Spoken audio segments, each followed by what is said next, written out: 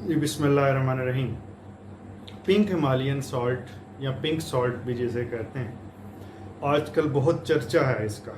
ये वीडियो इसके बारे में 5 अहम नुकात पे वो फोकस करेगी और हम आखिर में ये भी बात करेंगे कि इसकी जो हेल्थ बेनिफिट्स हैं, जो इस टाइम यूएसए और यूरोप के अंदर बहुत ज़्यादा एडवोकेट किए जा रहे हैं, उसमें किस हद तक सच्चाई है और क्या ये जो लोग बीपी का मर्ज़ रखते हैं उनके लिए अच्छा है या बुरा। सबसे पहले मैं ज़िक्र ये करना चाहूँगा कि ये बात शुरू कैसे हुई। पिंक हिमालयन सॉल्ट है कितना पुराना, इसके बारे में श्योर हिस्ट्री तो नहीं है, लेकिन कहा जाता है कि तकरीबन 250 मिलियन साल पुराना ये है और इसके ऊपर फिर लावा रखा गया अल्लाह की तरफ से और फिर ये महफूज रहा और अब जब हम माइनिंग कर रहे हैं तो हम इस तक पहुंच रहे हैं। आज से तकरीबन 1200 साल पहले जंजुआ कबाइल के कुछ लोग थे, उनको ये माइनिंग के दरमियान में मिला था। और हिस्ट्री जो हमें लोकल मिलती है वो ये बताती है कि जो सिकंदर आज़म या अलेक्जेंडर द ग्रेट थी, उसकी आर्मी जो उनसी है उसने भी इसकी डिस्कवरी के अंदर हेल्प की थी और फिर उसी की वजह से ये ज़्यादा प्रोपोगेट भी हुआ और फैला। हिस्ट्री इसकी डूबियस है, उस पर रिसर्च अभी होना बाकी है, लेकिन कुछ चीज़ें हैं जो इसके बारे में क्लियर हैं, जो साइंटिफिक अंदाज से हैं, वो मैं आखिर में ज़िक्र करूँगा। फिर उसके बाद ये निकलता कहाँ से है, लोकेशन की बात कर लेते हैं। लोकेशन मैंने जैसे ज़िक्र किया कि ये मशहूर तो पूरी दुनिया में है, पाकिस्तानियों को उतना इसका नहीं पता जितना यूरोप के अंदर और अमेरिका के अंदर है। और आप लोगों के लिए ये भी सरप्राइज़ होगा कि अगर आप इस वक्त इसको अमेज़ॉन पे जाकर देखें तो अमेज़ॉन में जो पिंक हिमालयन सॉल्ट है उसके रिव्यूज़ जो उनसे हैं वो थाउजेंड्स में हैं, एक एक ब्रांड के। और वो ब्रांड ज़्यादातर पाकिस्तानियों के नहीं हैं, वो लोग वहाँ के लोकल के हैं, वो यहाँ से मंगवाते हैं, पैकेजिंग करके उधर सेल करते हैं और बिलियंस ऑफ डॉलर्स कमा रहे हैं। इसको पैटर्नाइजेशन की ज़रूरत है, तो पाकिस्तान भी इससे बेशुमार मेरा ख्याल है ज़रा मुबादला कमा सकता है, लेकिन ये इनफॉर्मल तरीके से एक्सपोर्ट हो रहा है, तो उसकी वजह से इसका जितना बेनिफिट पाकिस्तान को और पाकिस्तानियों को मिलना चाहिए वो नहीं मिल रहा। और मेरा तो ख्याल है कि इसका नाम पिंक हिमालयन सॉल्ट होना ही नहीं चाहिए, इसका नाम होना चाहिए था कि पाकिस्तानी सॉल्ट, ताकि ये बात बावर करवाई जाती कि ये पाकिस्तान से है।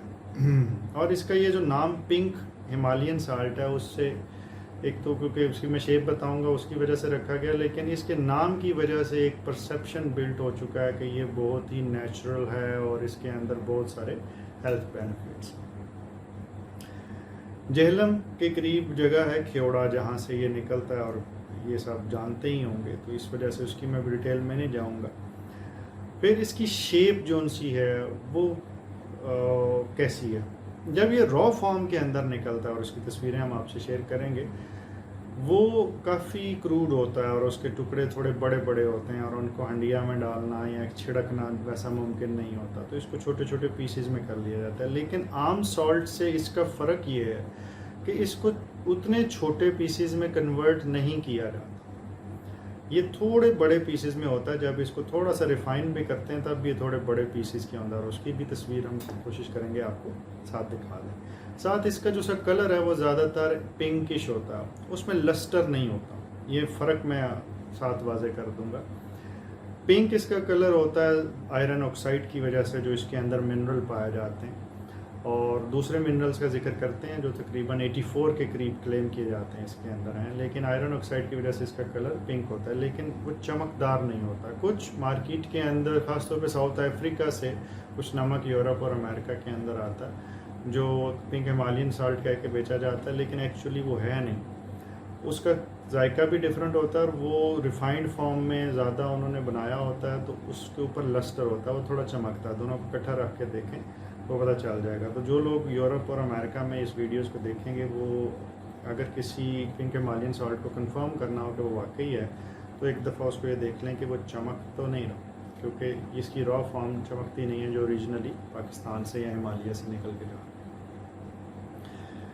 फिर कंपोजिशन की बात आ जाए कि इसमें है क्या, तो तकरीबन 96 to 99% ये सोडियम क्लोराइड है, ये नमक है।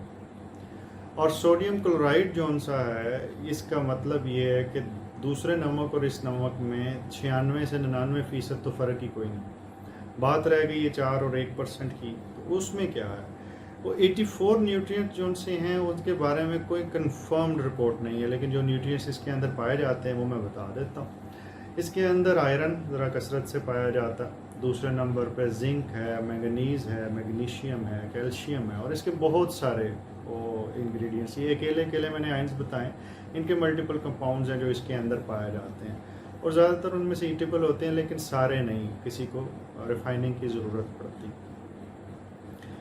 फिर एक बहुत अहम इसके अंदर जो चीज़ नहीं होती वो आयोडीन है, और अब आयोडाइज्ड जो सा पिंक हिमालयन साल्ट है वो भी पूरी दुनिया में फ्लोट किया जा रहा है, क्योंकि यही इसका ड्रॉबैक आ जाता था कि इसमें अंदर बाकी चीज़ें तो बहुत सारी हैं लेकिन आयोडीन नहीं है और उसकी ज़रूरत होती है, तो वो कमी भी दूर कर दी गई साइंस के तवस्सुत से।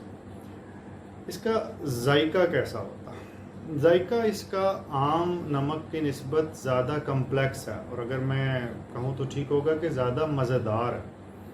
ये स्प्रिंकलिंग के लिए काम आता है, ऊपर जैसे किसी चीज़ पे डालना हो और उसको डाल के खाना हो, ये उसके ज़्यादा काम आता है। जो शेफ़्स हैं बहुत बड़े बड़े होटल्स के, वो अपने ख़ास कुजीन्स और गौरमेज़ के अंदर, यानी कि अच्छे खानों के अंदर इसको इस्तेमाल करते हैं, लेकिन तमाम खानों के अंदर इस्तेमाल नहीं करते। उसकी क्या वजह? उसकी वजह ये है कि नमक से ये तकरीबन 20 गुना महंगा है। जी हाँ, इतना महंगा सॉल्ट हर खाने में इस्तेमाल नहीं किया जा सकता और रोज़ाना नहीं इस्तेमाल किया जा सकता, तो इसकी वजह से कुछ ख़ास खानों में ही इस्तेमाल किया जाता है, और ज़ाहिर है जिन खानों में इस्तेमाल किया जाता है उनकी कीमत भी ज़्यादा होगी।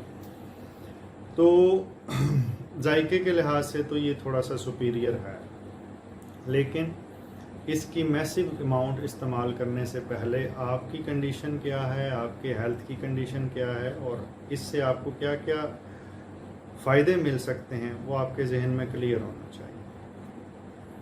इसके बाद बात आ जाती है कि हम इसको यूज़ क्यों करते हैं, इसमें फ़ायदा हमें क्या मिल सकता है।